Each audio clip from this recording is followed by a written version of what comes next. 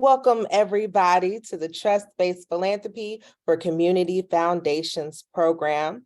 This is part one, Operationalizing Trust-Based Philanthropy and Community Foundation Grant Making. We're so excited to have you all here with us. I'm greeting you with a warm welcome and just deep gratitude from us. I'm Shantia Ford, the Director of Programs at the Trust-Based Philanthropy Project.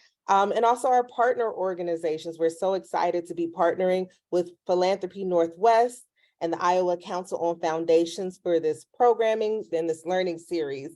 So thank you so much to our partner organizations and to all of you for being here with us today.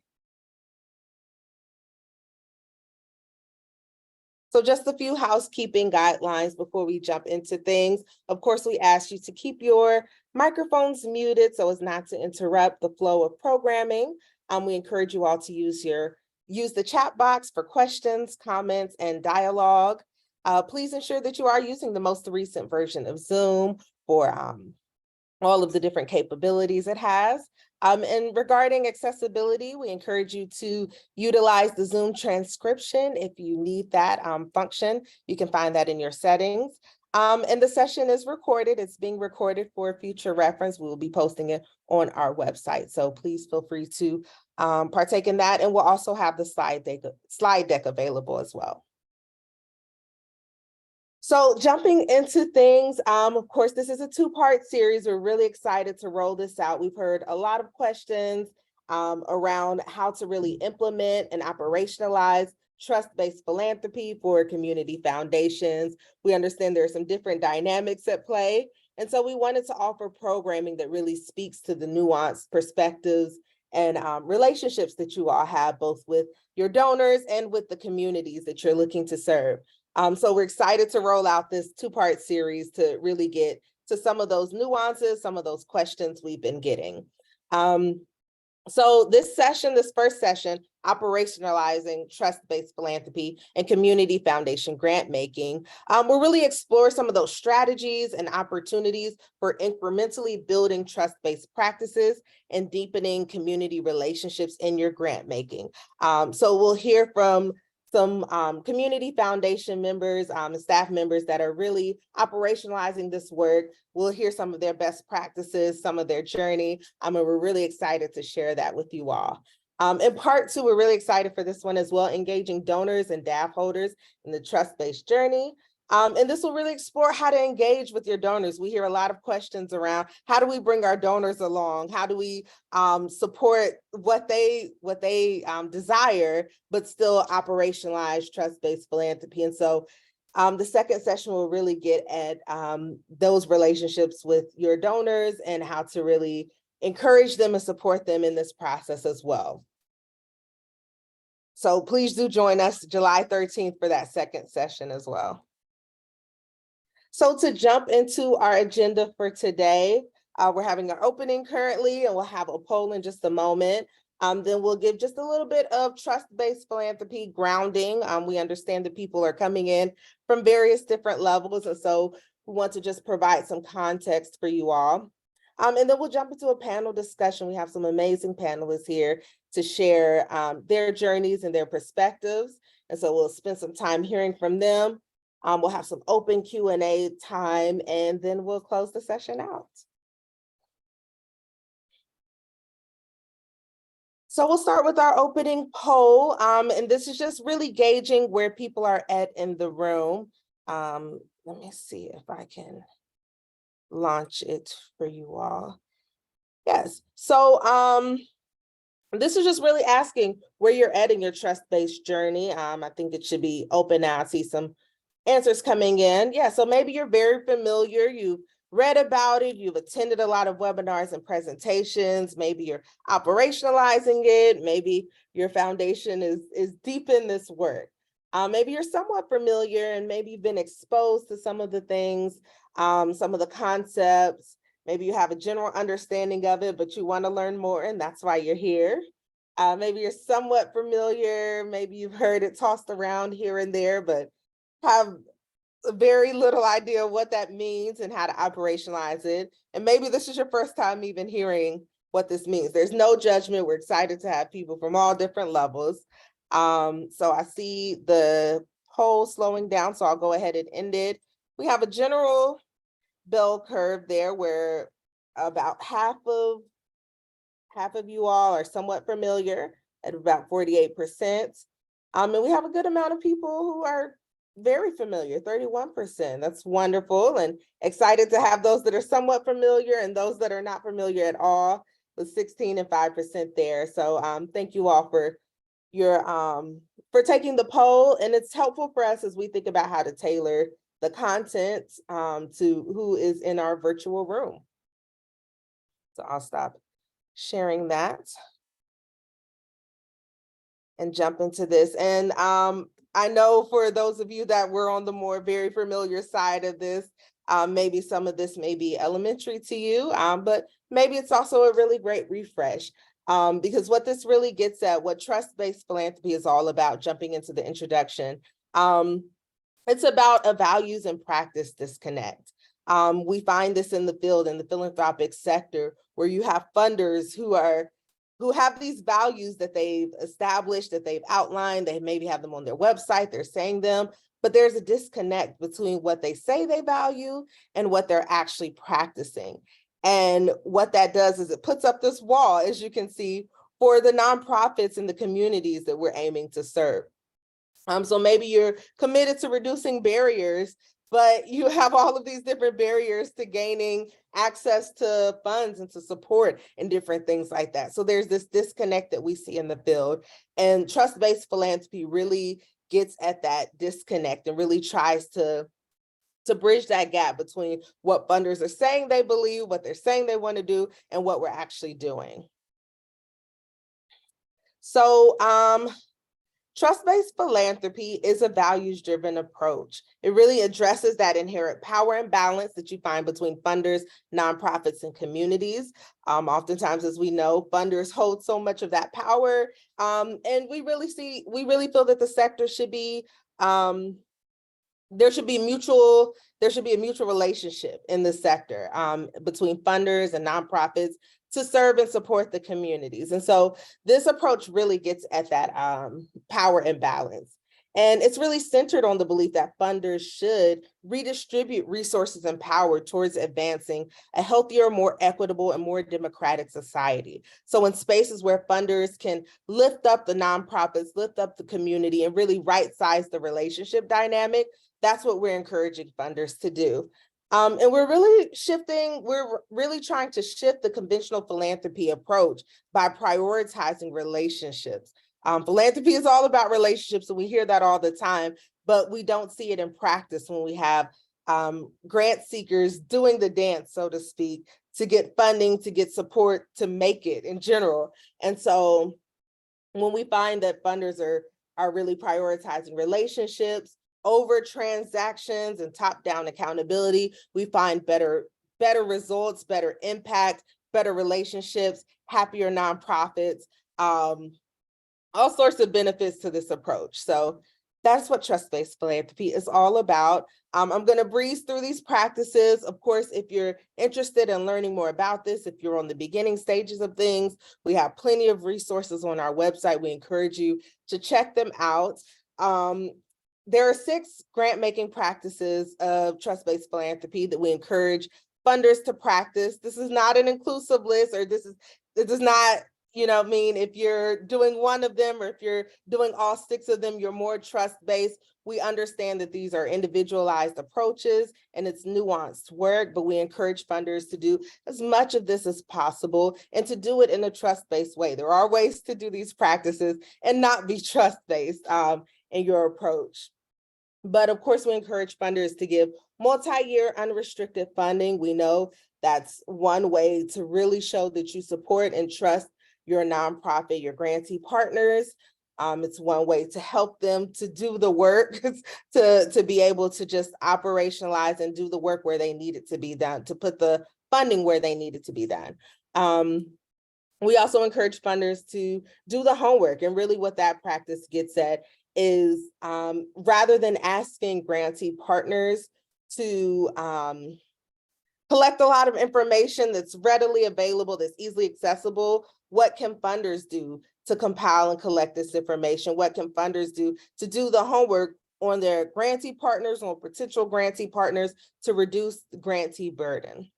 Again, getting to reducing grantee burden is simplifying and streamlining paperwork, which is a great opportunity for funders to build that relationship and reduce grantee burden by asking, what are we asking for in our paperwork and our applications and our reporting, and how can we reduce that? How can we simplify it? How can we streamline it? Understanding how much time and effort it takes grantees and grant seekers to complete this work, which oftentimes funders underestimate how much time and effort it takes. And that's time that could be better directed towards grantees doing the work, doing the meaningful work that you want them to do, that we all want them to do. Being transparent and responsive is another great practice that really builds trust and builds a better relationship. When funders are transparent and responsive, it helps make a better relationship. There are so many things that funders are not transparent about, such as their strategies, their grant making priorities, and oftentimes grant seekers are just confused. It's very hard to find this information a lot of times. So when you offer transparency, not just in your organization, but in your practices and your decision-making priorities across the board, there's so many different ways to be transparent to build for a better relationship. And being responsive, oftentimes grant seekers will go, days, weeks, years, months without hearing from funders and not knowing what's going on that end. And so this practice really just encourages funders to build those better relationships by being open and honest and responsive to grant seekers' needs. Another great practice is soliciting and acting on feedback, having those open lines of communication where grantees and grant seekers can give feedback to funders. We often find that the research shows that funders can be blind to some of the things that grant seekers are going through, some of the things they may need. And so offering spaces and places to receive feedback and to act on it without it being contingent upon the grantee's funding is a great practice to really build those strong, trusting relationships. And then finally, offering support beyond the check is another really great trust-based practice where you can really support your grantees' needs, your grant seekers' needs, by not just writing the check and being done with it, but by doing things such as sabbatical grants or connecting them with other funders, or connecting them with other nonprofit organizations that are doing similar work. There's so many different ways to really support grantees, and this goes back to that relationship piece where you're building these relationships and you're asking, how can I support you beyond just writing this grant, which of course is important, but there are other ways that funders can really support their grantees. So those are the practices. Again, a really brief overview. Please feel free to dig into the resources on our website to learn more about them. And again, trust-based philanthropy is a values-based approach. I'm not going to go through these, but these are the values that that underline our work. Of course, systemic equity, redistributing power, just really powerful different things that we outline our work with and that we align our work with. And we encourage you to reflect on what your organization's values are and how you can live those values every day. So just a note about why TBP is gaining momentum and just what's happening in the field. We're finding more and more funders and funders of different types, different kinds of funders are really adopting these practices, these values, this way of operating and working. And the pandemic was a big reason why. We saw many funders shifting to being more flexible and being more responsive. And we saw many nonprofits being deeply appreciative of that shift. And it showed, oh, this can be done. We can do this easily. It's doable. And it shifted the way we think and we operate. And so a lot of funders have decided, okay, we're not going back to our old way of working. We're not going back to that. This has yielded better better results. It's allowed us to have stronger relationships with our grantees, and it's allowed them to do the work better. And so that's one of the things we found. And understanding that trust and relationships is really essential to advancing social impact. We're doing people work, and so we have to uplift people and the relationships that we want to have with them to really have the impact that we need to have in this world. A lot of funders also find alignment with this work in justice and equity work, understanding that a lot of the distrust that we see in the sector and in general has equity underpinnings or inequity underpinnings to that work. And that's a whole, that could be its own session, just talking about those dynamics, but understanding that for those funders and foundations that are really looking at building their equity work, part of that is centering grantee needs, centering those, especially those that are led by marginalized leaders and serving marginalized communities. And then finally, more leaders with nonprofit experience are taking on these positions, and not just leaders, but staff members at foundations. Our survey results, our data show that so many funders have that empathy because they're coming from that side and they understand so many of the hurdles and barriers to getting funding, to getting good support for their work. And so now being in this space, they're able to make some of those shifts. And so many funders just feel like it's the right thing to do. It feels like the right thing to do to build these relationships and center them in this meaningful way. So I also just want to make a note about the vital role of community foundations. Of course, we're talking about trust-based philanthropy across the board, but this session is about community foundations. And we've heard so many different questions around how do we do this work as a community foundation? We're beholden to our funders, we're beholden to government grants and donors and different things like that. And so you're in this really unique and different space. But we really see you as a bridge. Community foundations play this really vital role as this bridge to from all of these different sorts of funders to these really impactful community organizations, whether they're, social services, arts organizations.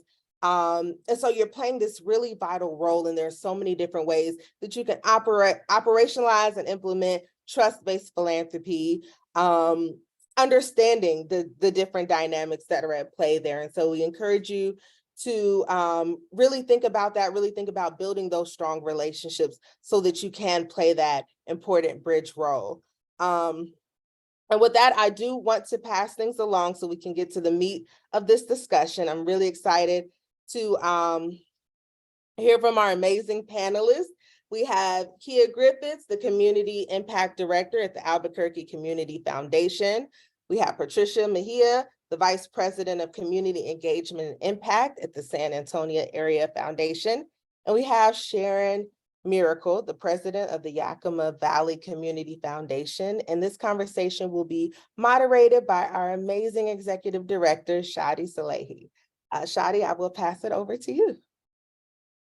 Thank you so much, Shantias. It is no small feat to try to capture the complexity of trust-based philanthropy in 10 minutes, but somehow you always manage to do it beautifully. So really appreciate that grounding and context, and I want to welcome our fabulous panelists today as we explore together what does it actually look like to operationalize this theory into practice. So that's our goal for today. For those of you that are already raising some questions, we will be digging into each of those 6 practices. So we're going to make some space to talk about what does it look like? How does it look different in different contexts? What are some ways to kind of, take a first step in exploring something that might seem really, hard to tackle or hard to approach? So we're going to get into it. We will have some dedicated time for Q&A toward the end of our conversation. However, I want to acknowledge a couple things. One, it looks like we've got about 30% of folks who are joining us today who are very experienced with trust-based philanthropy. Maybe you already practice some of these practices. Maybe you've had some lessons and learnings. Please use the chat to share your insights and experiences, because we see this as a collective learning process where we all learn from one another to strengthen our work. So please share your reflections, insights, anything that you're moved to share. You're welcome to use the chat for that.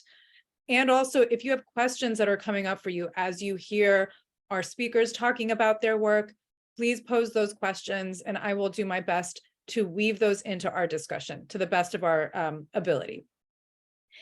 Finally, we're doing this two-part series, as Shantia mentioned. So today we're going to try to really focus most of our time on what it looks like to operationalize these practices.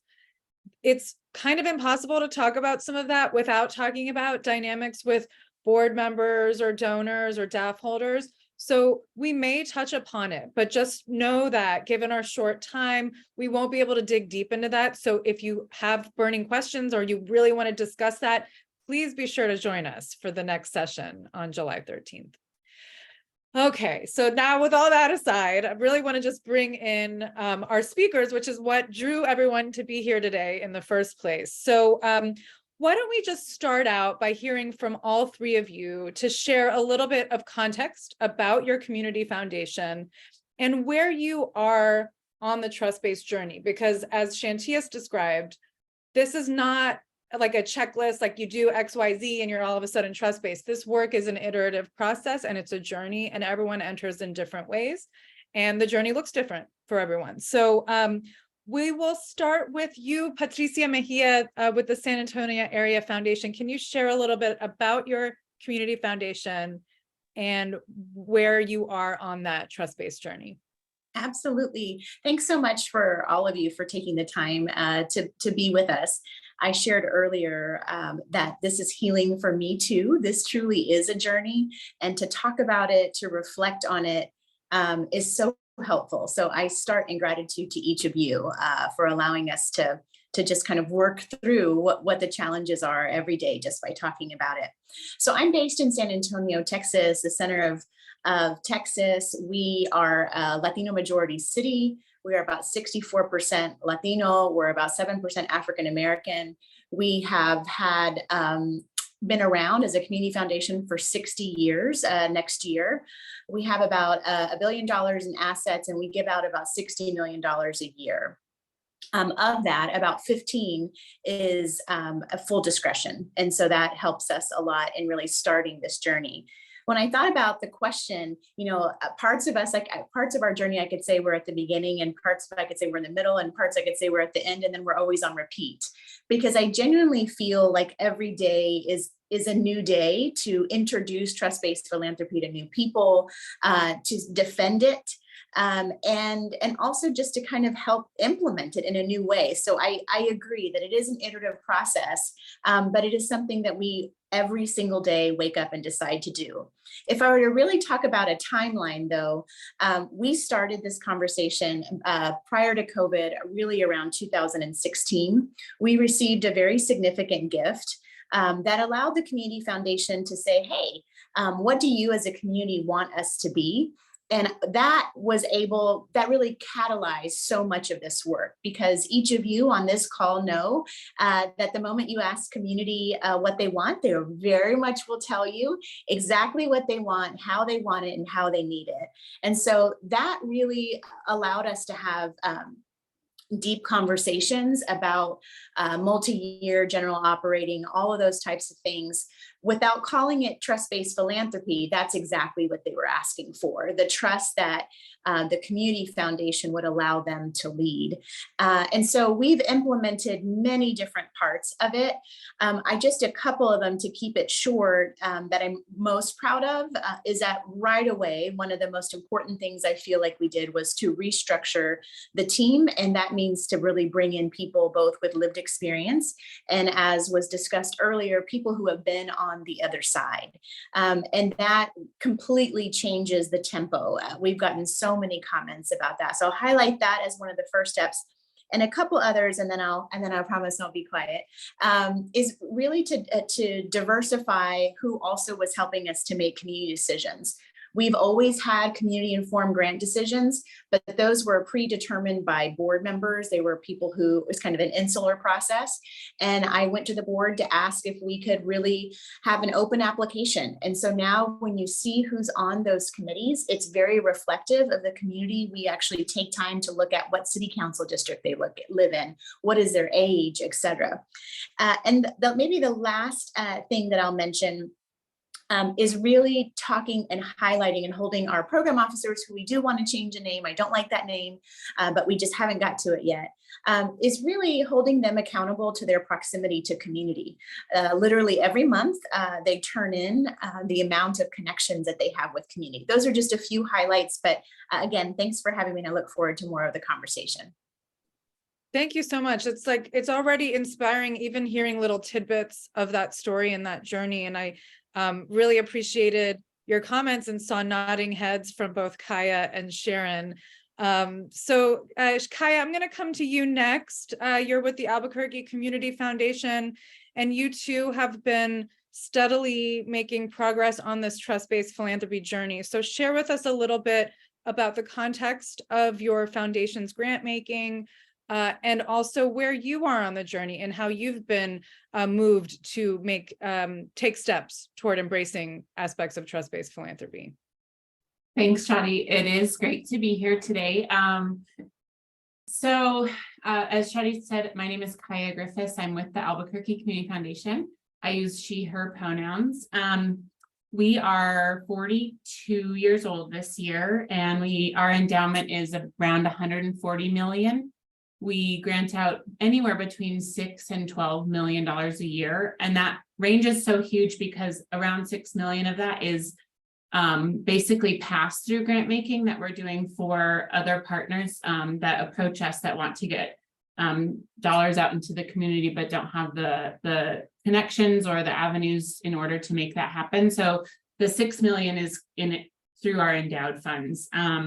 And then through our annual grant cycle, we do around 650,000 a year. And just for context, the annual grant cycle is the one that we have made the most significant changes to in our process here at the foundation. It's the one that we have the most kind of oversight and control over, though we don't decide on where the funding allocations go. We do have a community panel that engages in that process.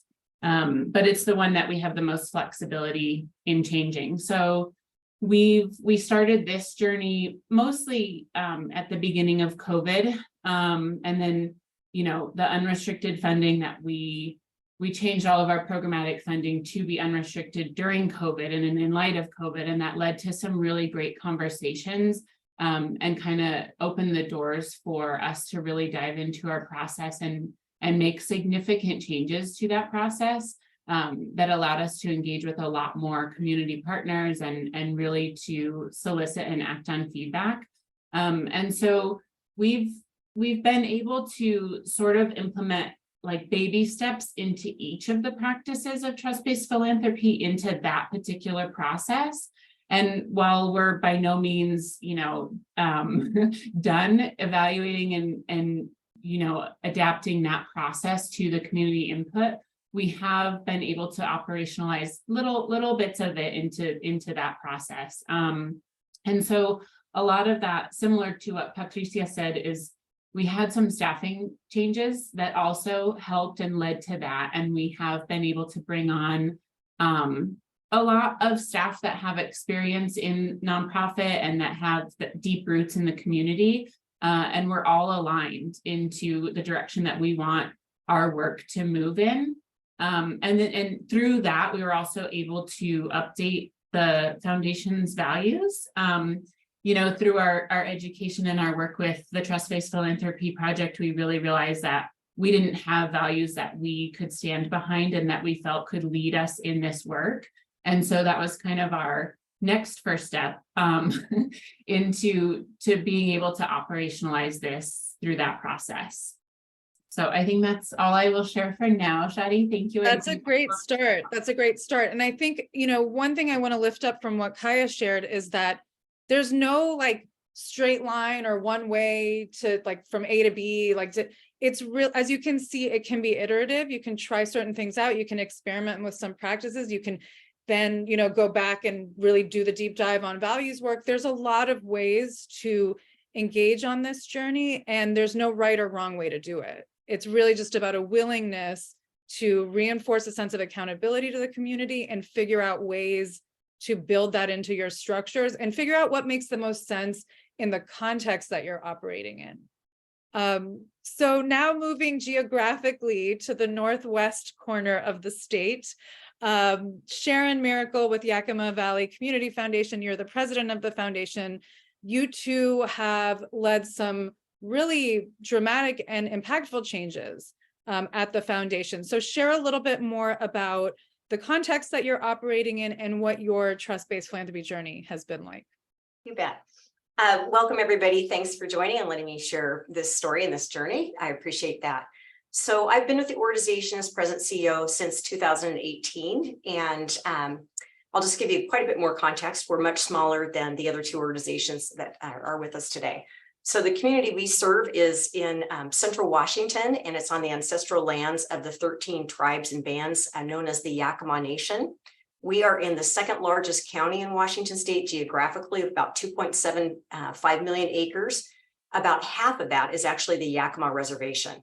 Agriculture is our primary economic driver, and we're one of the world's largest fruit and hop producers. And with that comes a very large essential workforce. And that's changed over the years as ag has become a more rural, year-round work environment. So with that came a real change in our racial demographics here in our valley as well. Just a couple decades ago, we were predominantly white. In the last 2 decades, we were more than 60% Hispanic Latino.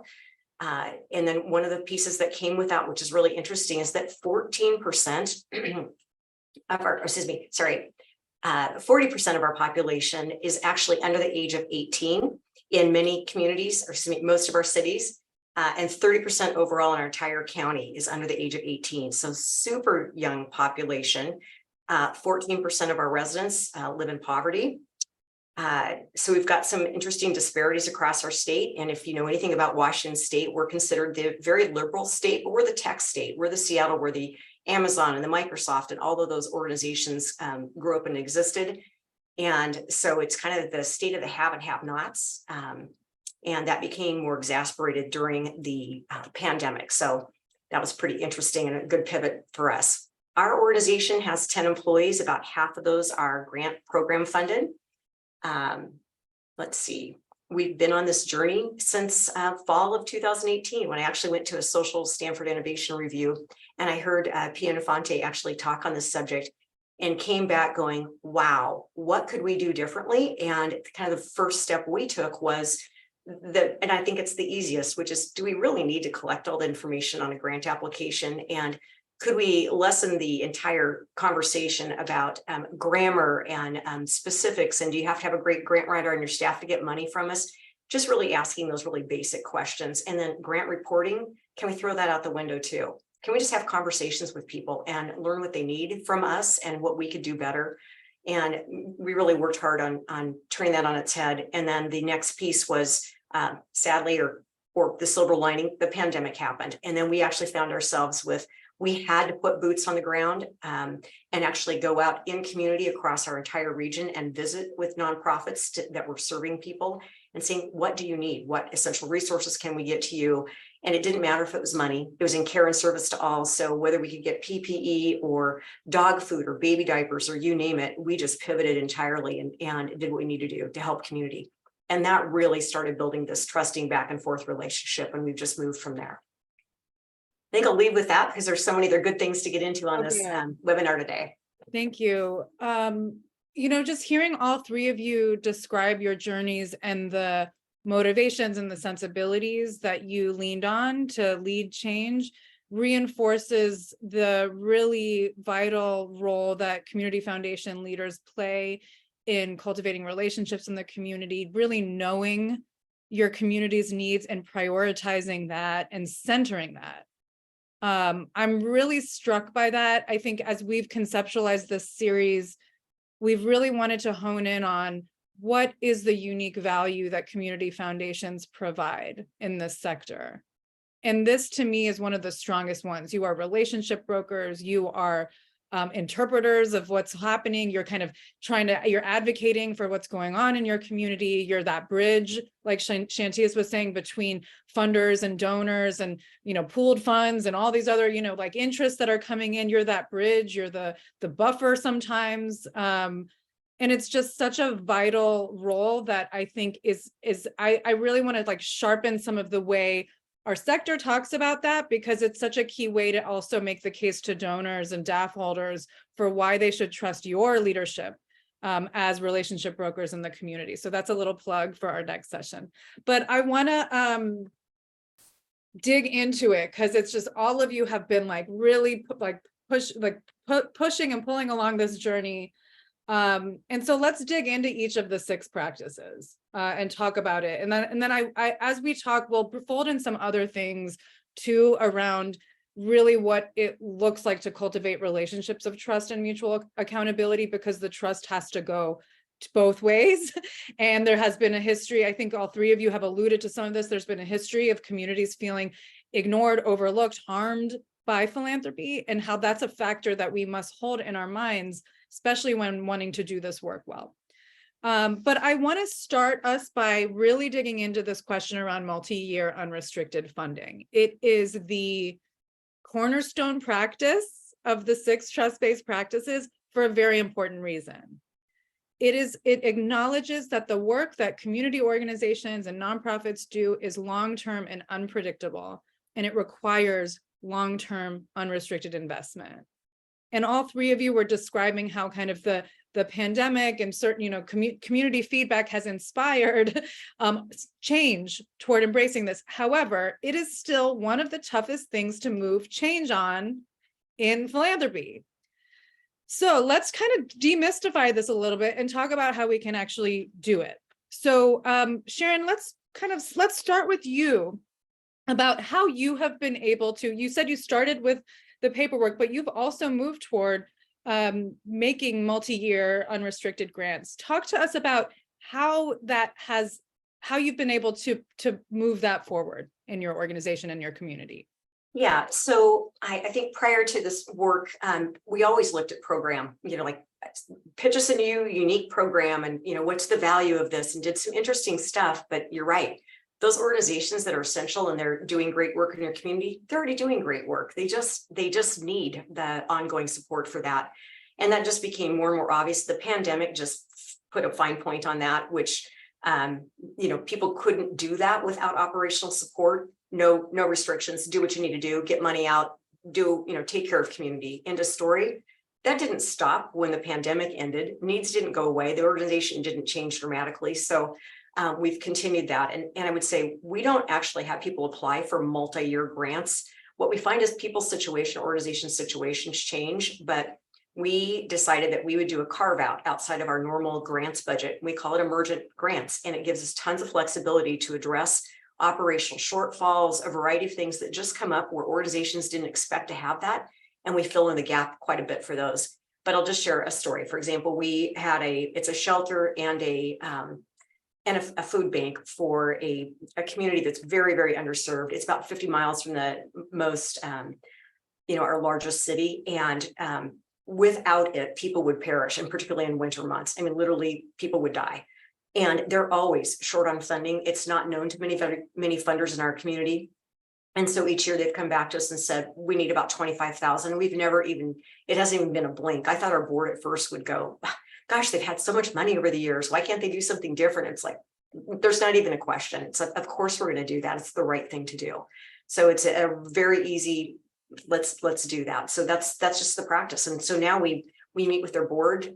We're helping them figure out how to do additional sustainable fundraising and those types of things. But we just ask them, what do you need? And now we're actually even looking at recoverable grant opportunities. So as they apply for federal or national or state grants, and they have to spend that before they get reimbursed, could we actually give them that money in between so they have a gap there and can fill that? So there's just some really creative ways to look at that.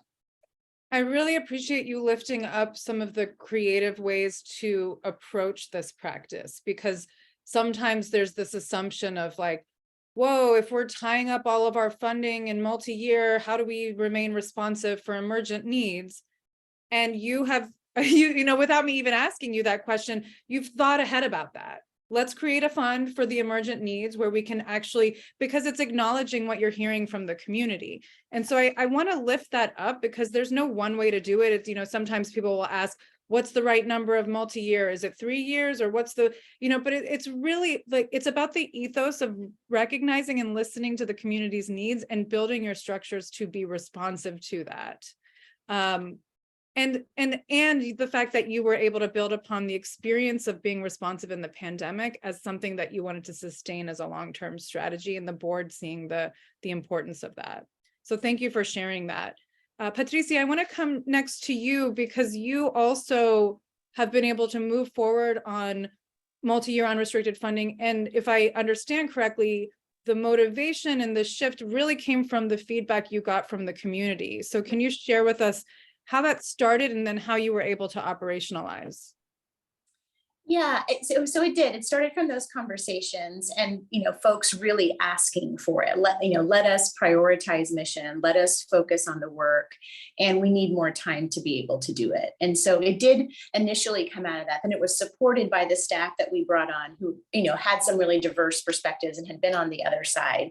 I say this with a gentle heart, but there was also some very difficult moments in making that shift. When I first started, I had the luxury of seeing a process as existing finish.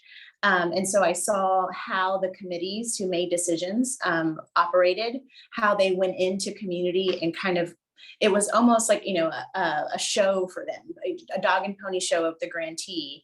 And again, I say it with a soft heart. And I heard feedback like, well, this grant, now that we're switching over to multi-year, it doesn't feel quite, this is the exact quote, doesn't pull at my heartstrings. And so we had to have very honest conversations that it's about the mission. It's not what shines to you. And that was not easy. I mean, the person I'm talking about was and still a very significant donor. But we had to acknowledge why going in front of them, community members, nonprofit leaders, and making them perform is actually not very helpful to them. It takes time away from them. And that, I can say it now, it's, 4.5 years removed, but those discussions were difficult. But what we did, and I also say this with a gentle heart, is to make people explore or think about, I really did what I believed was in my control. So there's some of the things I didn't ask permission for, because by grant policy, it was not required for me to go to the board to change to multi-year. It didn't require me to go to the board to change the matrix or the reporting system. Once those things, because I use that as a background, right? I used to say community did it. We implemented the changes. There was significant feedback from the board for a while, because what that meant is that some of their close relationships were no longer getting funding in the same way that they did. And it was a very difficult 1.5 years, maybe 2. But once we got past it, and I say that because there were tears involved. I just had that some of those same board members come to us and say, I now see what you were trying to do. So I don't want to make, I hesitate to be on some of these panels because it's not all shiny, but there's an appropriate way to talk about it. If you and I were having a beer at a bar, I would tell you very differently than I can tell you today on this panel.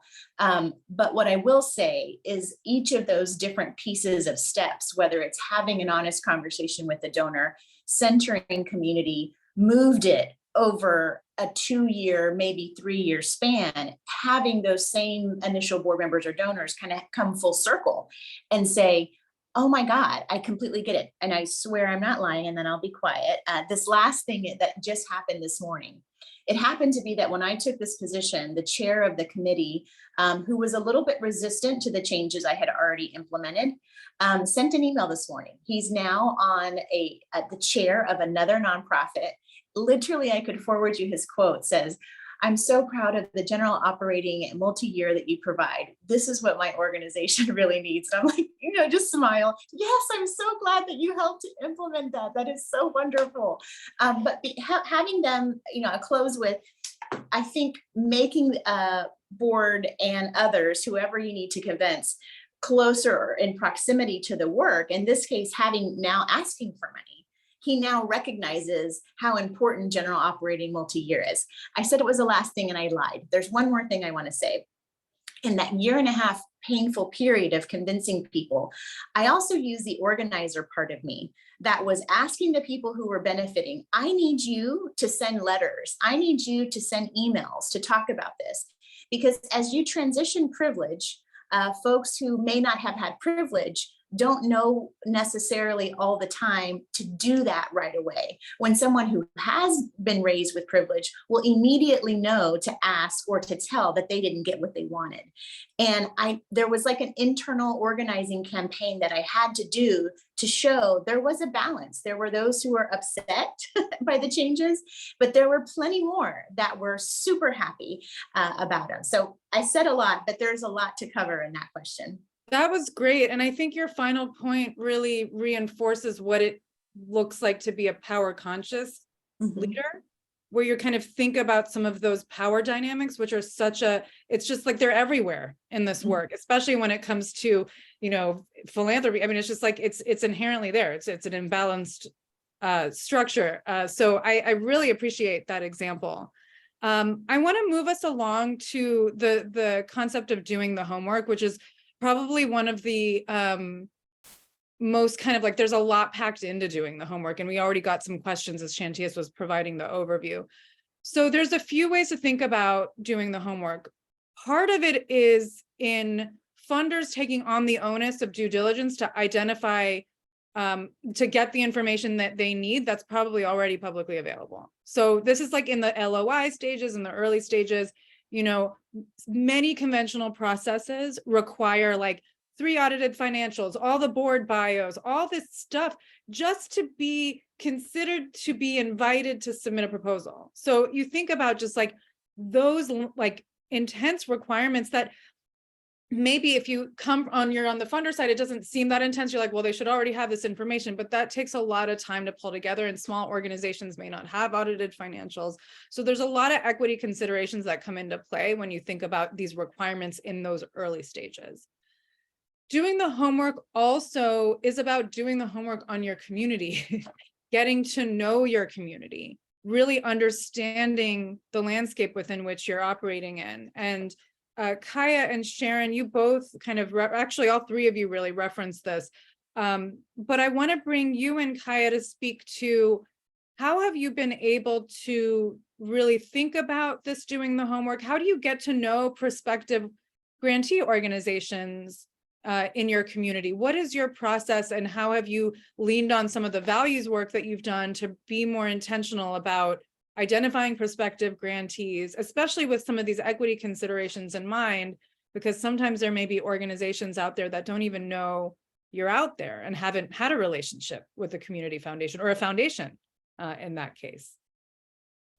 Yeah, thanks, Jody. I mean, I think just not to derail the question that you specifically asked me, but I do think the first part that you mentioned about like removing a lot of the unnecessary uploads that nonprofits are required to do in any process is so simple. I mean, checking for the board, who's on the board and who the staff is on all of their websites. It's so like, it was a little bit baffling to me when we kind of took a deep dive into our process and our application, the number of things that we asked that was so easily accessible to our panel and to us that could easily be removed.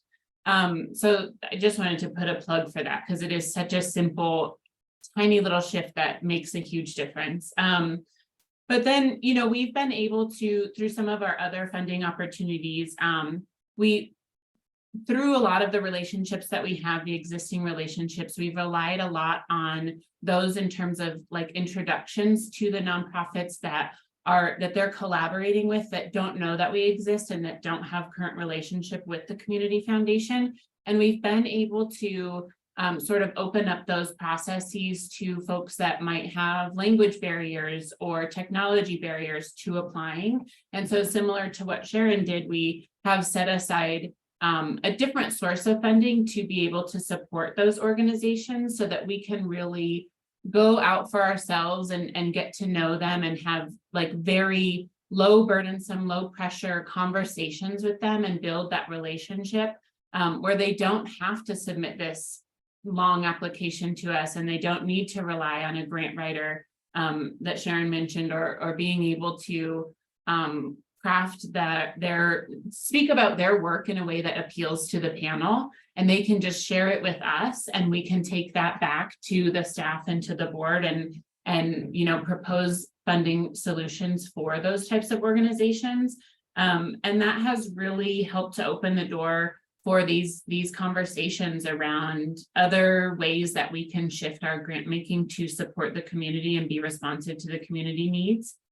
So I think that's just our first kind of foray into that.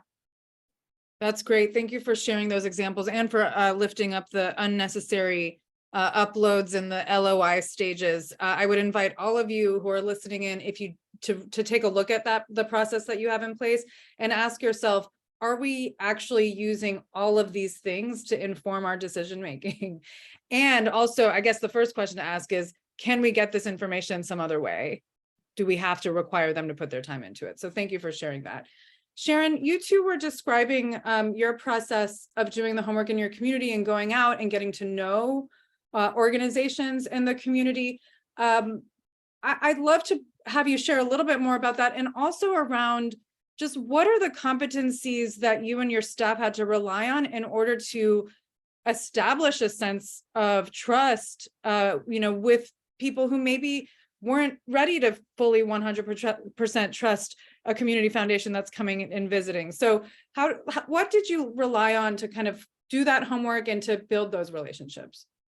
Well, we really did have a couple staff members during the pandemic who, you know, they're from community. They didn't know all the ins and outs of things. When I told you we're this very large geographical area, it's a really long ways when you're driving places. You know, a lot of folks live literally 50 miles from the closest hospital kind of mode. So you really do have to get in a vehicle and go out and explore things.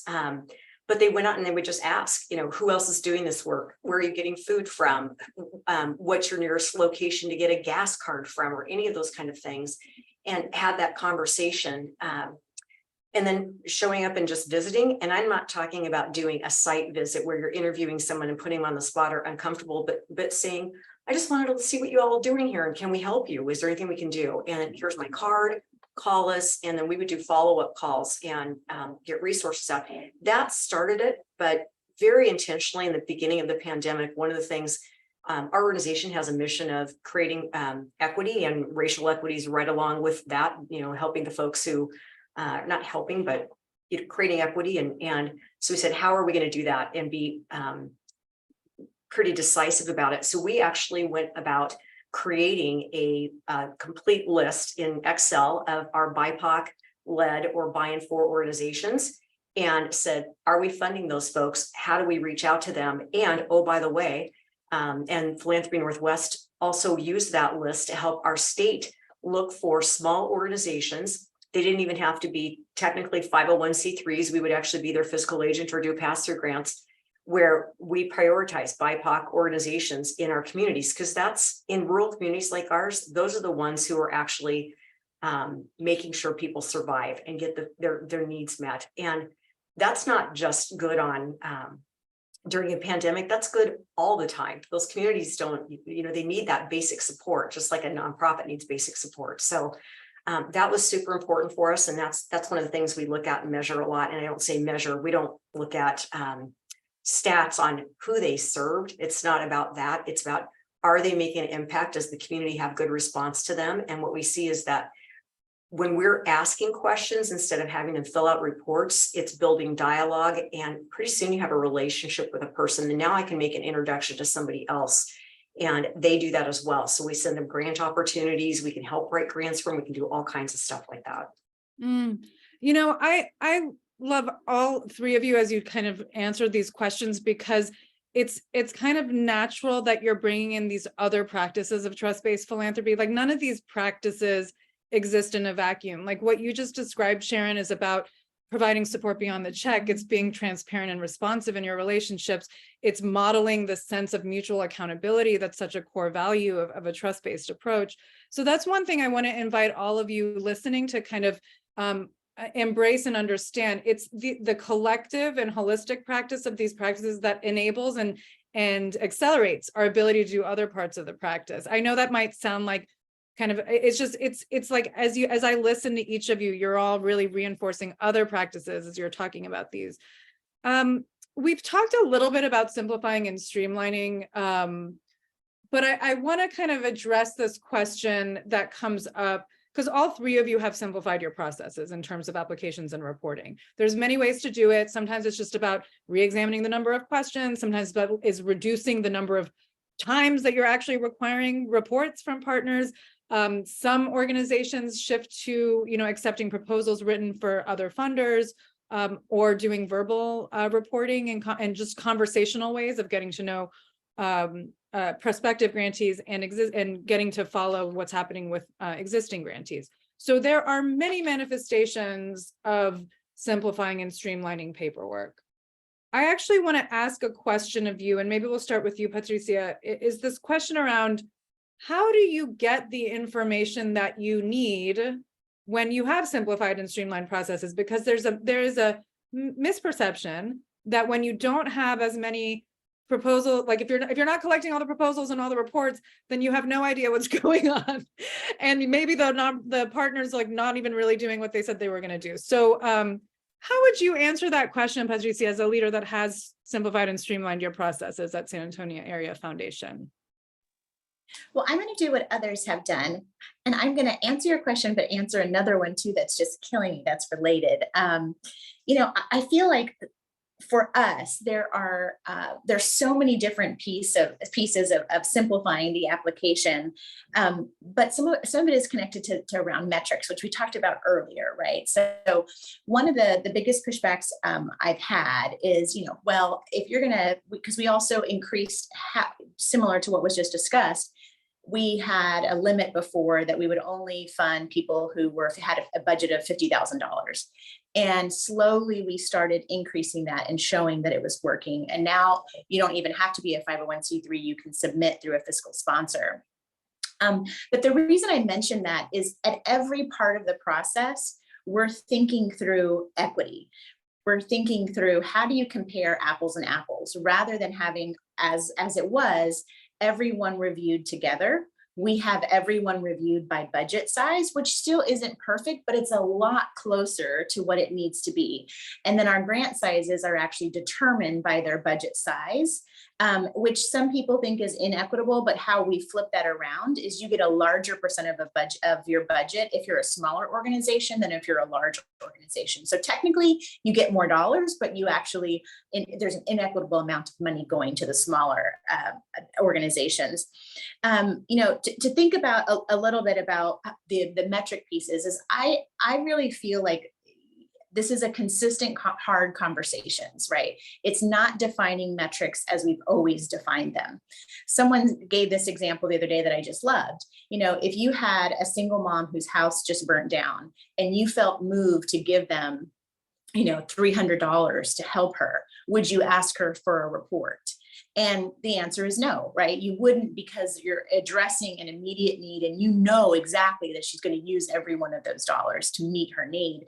And so for us, it's thinking through at every part of the process, including metrics, right? So for us, for that single mom, would we ask, well, what did you get with it?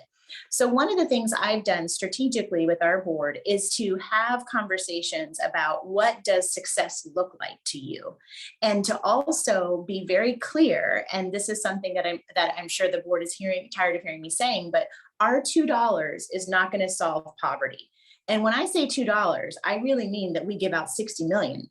But I actually have made graphs that show, like, this is how much federal money, this is how much private money, this is how much, and this is our piece of the pie. And, you see everybody kind of sit back and get a little uncomfortable, but then I know I'm doing my job. We cannot expect to solve poverty with $2 or with 60 million or with 100 million. We really have to be honest with board, with staff, whoever it needs to hear the message, that we have to change the story. And if we use little examples like that single mom whose house just burnt, it helps people to think a little bit differently and to open their minds. And so now I feel like around metrics, we're also able to have conversations about what makes you feel good? What do you need to hear? And so most of the time, what people want to know is a personal story. There was a single mom who went through this program because we helped to get her there. And that is sufficient, but it's taken some time to get there. And again, not to make it romantic, not everybody is there quite yet, but the staff is. And so we're pushing that forward.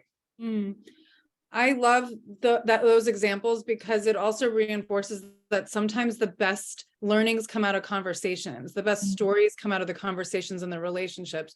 So even, we look at that graphic that Shantia showed with the transactional wall, that actually can often limit a funder's ability to actually get any real information or actually get real learnings about what's going on.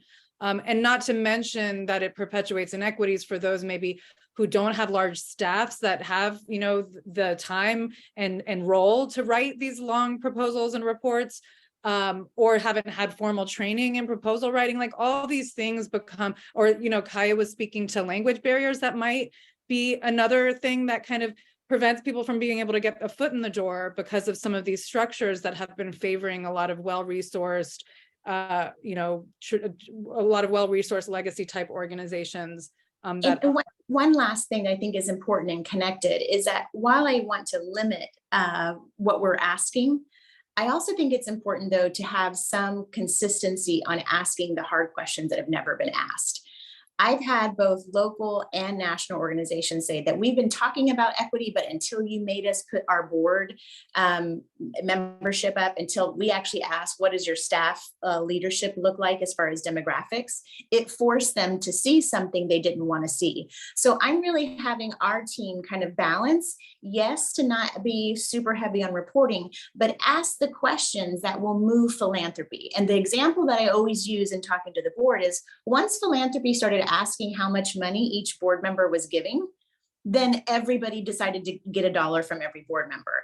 That's the same thing we can do with equity, right? We can ask those questions to let them see, oh, this is our truth.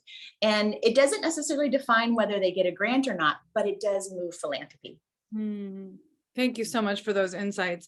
We are running short on time and I'm definitely behind on our agenda. So we're going to try a few things here. We're going to talk through the final 3 practices, and I'll just invite one of you each to reflect on that practice. And then we're going to bring in some of the Q&A. So being transparent and responsive, actually all 3 of you have spoken to this in some degree or another. I think this is actually something that it's vitally important, I think, in philanthropy in general, because if you want to be able to build relationships of trust and transparency as funders, you must model those same values.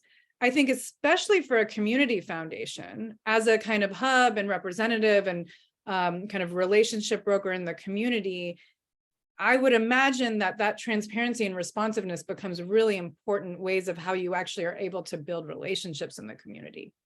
So I'm just going to open this up. Who would like to speak to this notion of what it looks like to model transparency and responsiveness as a community foundation?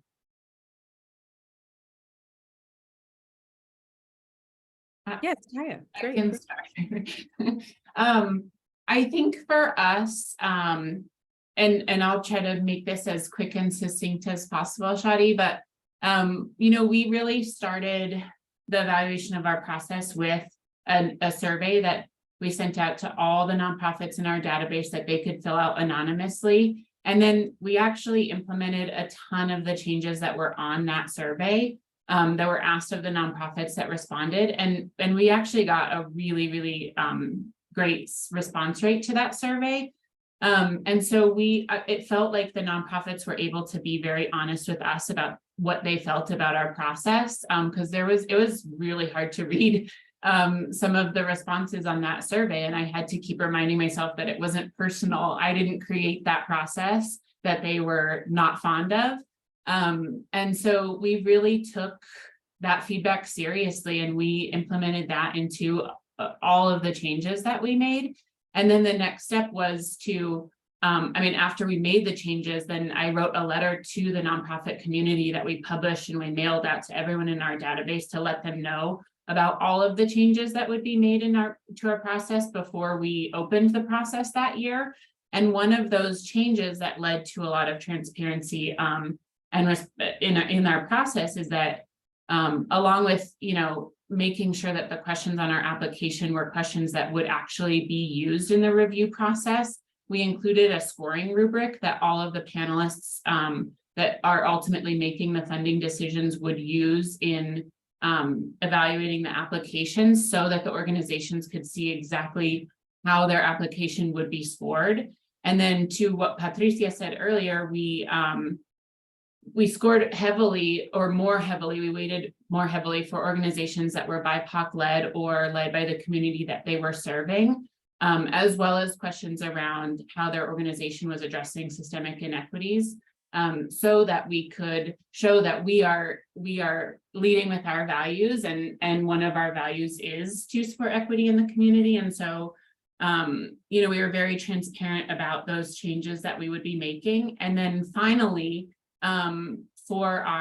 once those decisions were made, when we were sending out the notifications, and for those that were ultimately being declined, which for context is a ton. For example, in our education field of interest, we got 41 applications and 4 organizations received funding. So there's a lot of organizations that are receiving declination notifications, and we committed to providing feedback and their scores from their rubric at the time that they received that declination notice. So that took our staff a very long time to accomplish, but we were able to provide direct feedback to each organization as to why they were not receiving funding. So that's all I have. Yeah, I love that response because it models soliciting and acting on feedback. And in fact, that's why we describe that practice. It's not just about soliciting feedback for the sake of soliciting feedback. It's when you're ready to act on the feedback. And that's what allows, when you take in feedback and you don't do anything with it, that actually perpetuates distrust. But when you take in the feedback and do something with it, and you communicate what you're planning to do with it, that helps, models transparency and helps build trust in relationships.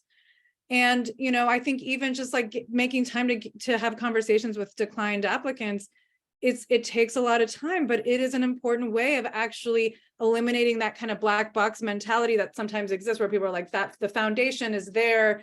I don't know anyone there. I, sent this proposal into the ether. I never heard from anyone. I just got a form letter declination. This really also can help foster a sense of trust and relationship, and it allows you to learn more about organizations you might fund in the future. Ooh, okay, so soliciting and acting on feedback. Actually, all 3 of you have talked about this. And Kaya, there's a note and an inquiry to see the survey that you actually disseminated. If you'd be willing to share any of that, we would be happy to share a version of that with those of you in the follow-up email. I actually want to come to you, Patricia, on this question of soliciting feedback, because that was such a kind of catalytic moment for the foundation and inspiring changes.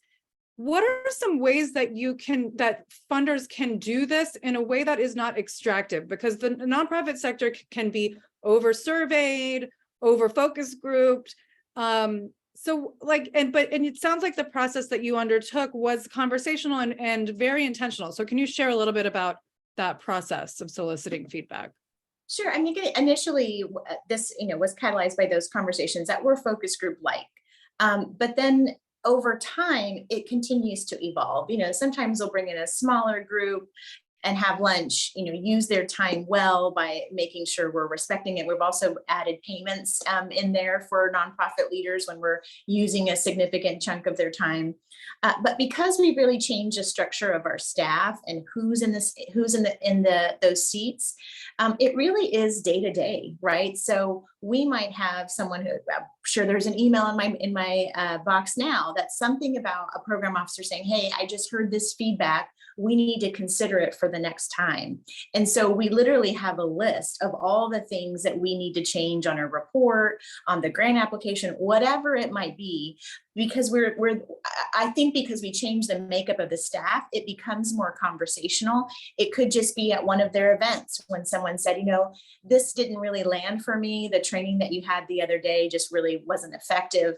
But I feel like so much of it is based on who's in the seats that really do show authentic desire to connect, changes it, whether it's a focus group or a side conversation. That's great. And I didn't mean to imply that focus groups are bad. Oh, I think, yeah. But I think that intentionality around compensating for time, you know, thinking about the context that you're getting that feedback, and then being able to take in the feedback and make some actual changes.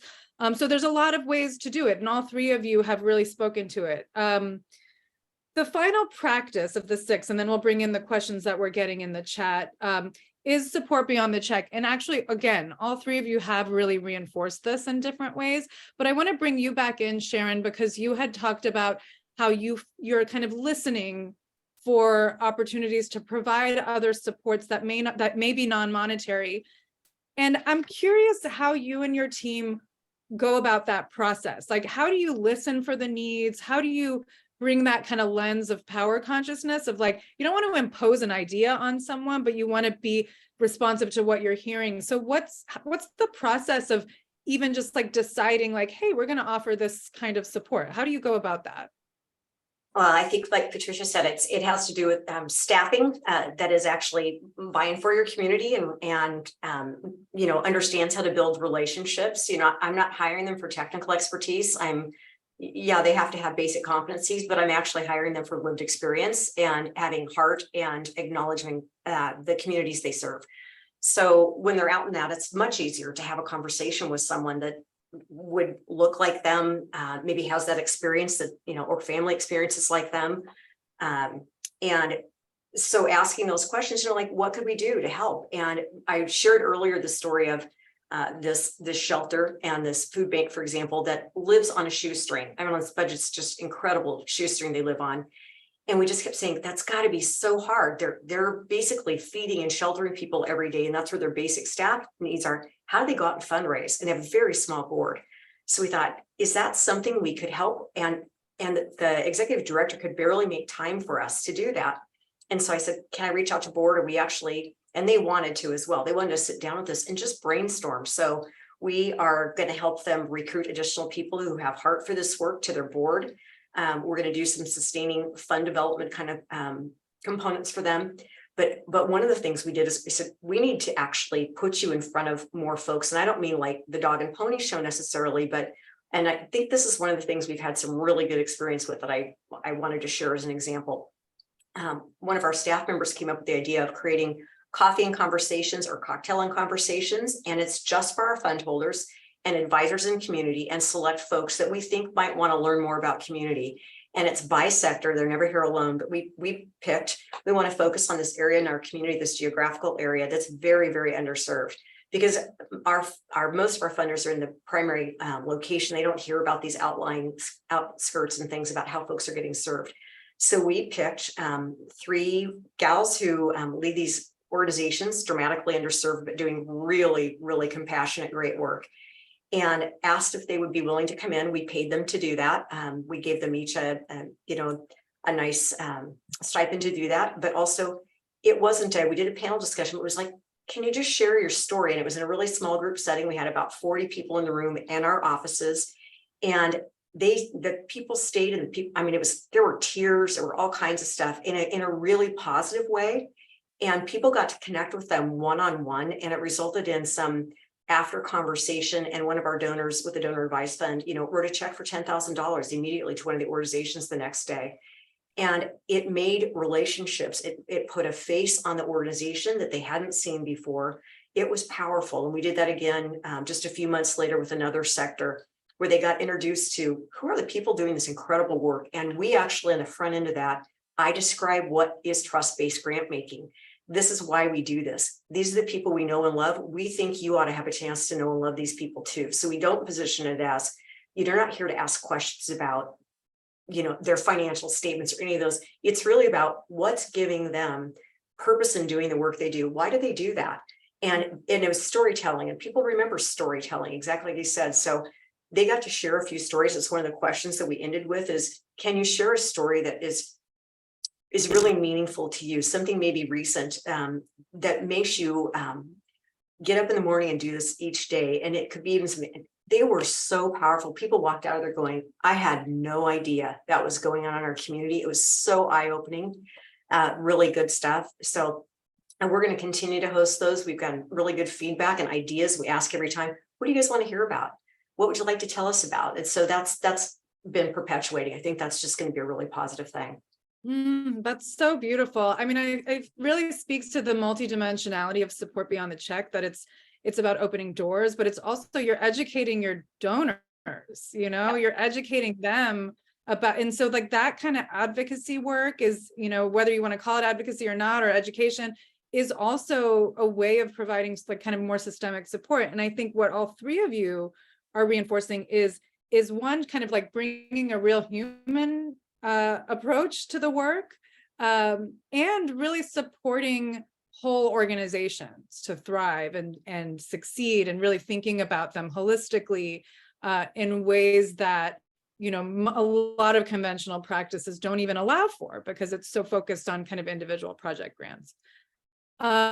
This has been so fun. I've just been like, so riveted by your stories that time has really flown by. But I do want to bring in a couple of questions that have come in, and one is around the board's involvement in grant decisions. And so I'm curious, whoever's moved to share, if you have boards that expect to be involved in grant decisions, how do you share back, or even want to know a lot of metrics about what's going on? I know Patrizia already spoke to this a little bit, but what are some ways of engaging a board, or what advice do you have, I guess, if someone is coming from a foundation where the board expects a lot of narrative information, expects to be involved in grant review, grant decisions, deciding about renewals? What is a way to engage board members that really expect to be in the weeds on that? Well, I can start. I feel like for us, we have made a little bit of an iron curtain, I would say. I think there's a misperception that you get on a board of a foundation and you just get to give out money. And I've been very careful, at least for us, to say that really isn't the role for us. That is part of a consideration. But I've actually spent years trying to get board members to get that weight off of their shoulder. If someone comes to them to ask them for money, send them to staff. And that's years of cultivation with the board to really stand up the expertise of the staff. I can't tell you, like sometimes I feel like a little bit of a politician, when a politician introduces another one and they're like, oh, so-and-so has done so much work for this district. That's literally what I do for my staff every single chance I can, whether it's in front of community or in front of board. But what it's done is it's positioned their expertise in a very different way. So the board kind of says, you know what, they've actually said this over time. This wasn't overnight. We're not the experts, you are. They've recently just said, I don't know why you keep putting we have one committee that has some decisions. We just need to get the report after the staff has already made those decisions. And of course, that's a tricky thing, right? We do have some discretionary, which is a whole different conversation. But I say that because it means that we've changed the dynamic of what the expectation to be. Those who do want to be on some decision making, we have a little bit of money that they can become part of this committee and help us to make decisions. And then we have a tiny bit of money that they're allowed to give themselves every year, which over time we've diminished the amount. It used to be $25,000 and now we give each board member $5,000. So it helps them to really understand their role. And I think the last part I'll close with is that really also starts in orientation, where people begin to understand your role is governance, your role is to help us do these things. This other, the community role of CAC memberships, the Community Advisory Committee, is to help us to make decisions. And so you see some people's interest kind of decline very quickly, but you know, that's part of it. I love that. I love that. It's a journey. It's a process.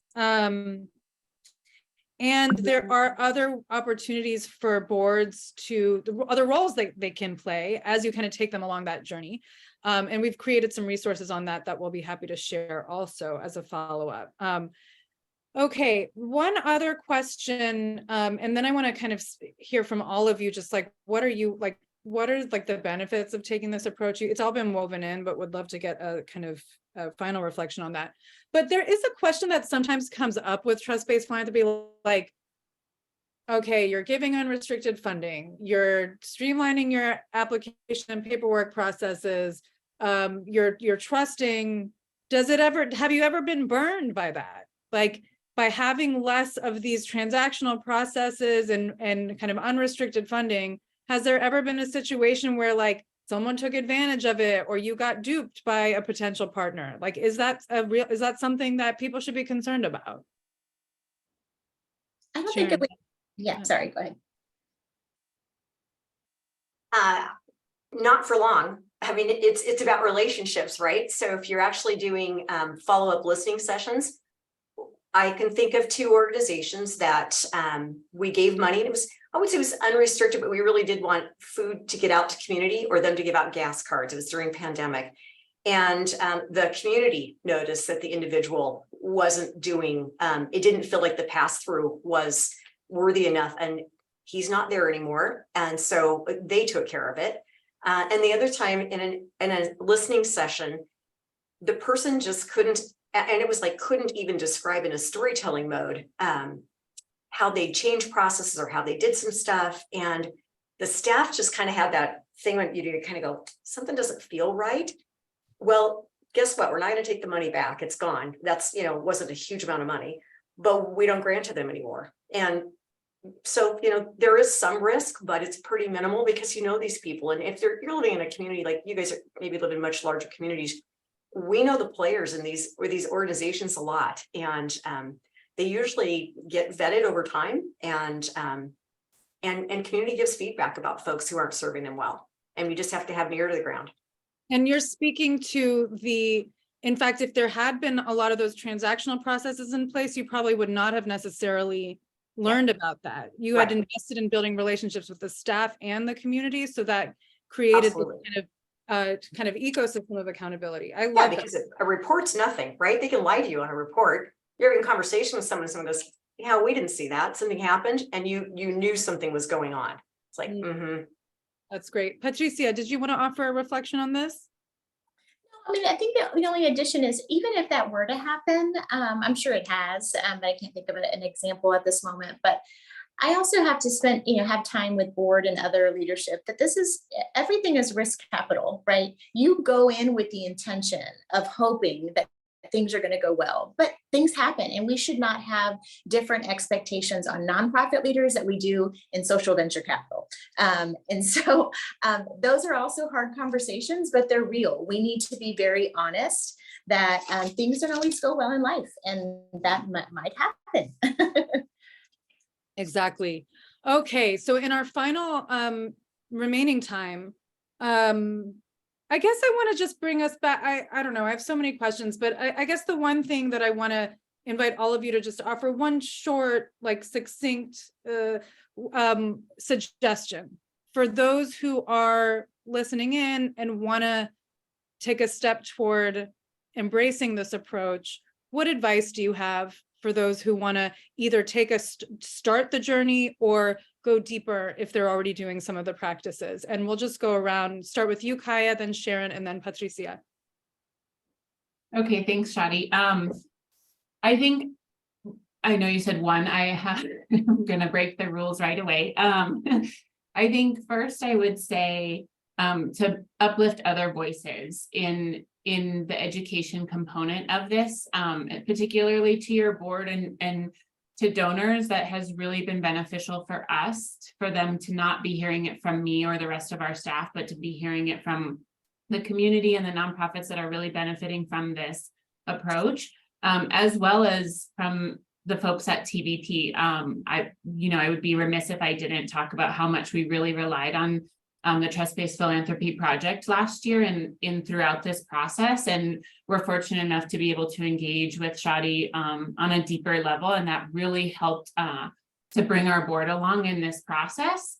And then the other thing I would mention is just also to celebrate all of your wins, because even, there's going to be a lot of pushback that you get, and there's going to be some moments that feel like sort of what Patricia was alluding to earlier was like, this is very difficult and it can feel like an uphill battle the whole time, but all of those wins, even the small ones, are significant and are only going to lead to further change. So just, as much as we evaluate all of the things that we could do better and that we're doing wrong, it's important to remember those small wins and celebrate those along the journey. Great advice. Love that. Sharon, what comes up for you when you think about this question? I just would say, for me, philanthropy isn't about just money. It's actually about compassion and human relationships and improving their conditions, if at all possible. So this process of trust-based philanthropy really does put the human touch, or the whole human relationship component, back in a monetary transaction. That's exactly where it was intended to start, and philanthropy was developed. And so it's actually taking it back to, what does somebody in my community need? They know what their needs are. Ask the question, develop a relationship. It's like, that's exactly what it's all about. So to me, this is all just about compassion and philanthropy, and just going back to how it was probably always intended to be. Thank you. Patricia, final words of advice or reflections for everyone today. I think just take care of yourself, particularly if you're a leader of color trying to make these changes. It is very difficult. And so I cannot state enough how important it is to take care of yourself, to find people who are allies who can just help to refill your cup, and to stay focused that whether it's a little change or a huge one, there's progress being made. Thank you. Yes, thank you so much. This has been such a rich discussion. Thank you for all of your candor, your insights, your stories. We've learned a lot from listening from you, and we invite all of you out there to join us for part 2 on July 13th. There's a link in the chat that you're welcome to sign up for if you haven't signed up. We hope to see you then. We'll continue to unpack a lot of these topics.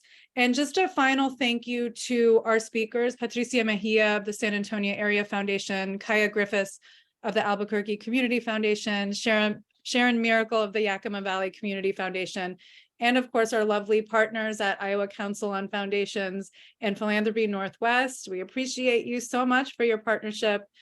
We will follow up with all the recording, the resources, all the things that got mentioned today in the follow-up email. So keep an eye out for that. And we hope to see you on July 13th. And thank you again to our fabulous panel. This was wonderful. Thank you, and have a great rest of your day, everyone. Bye-bye.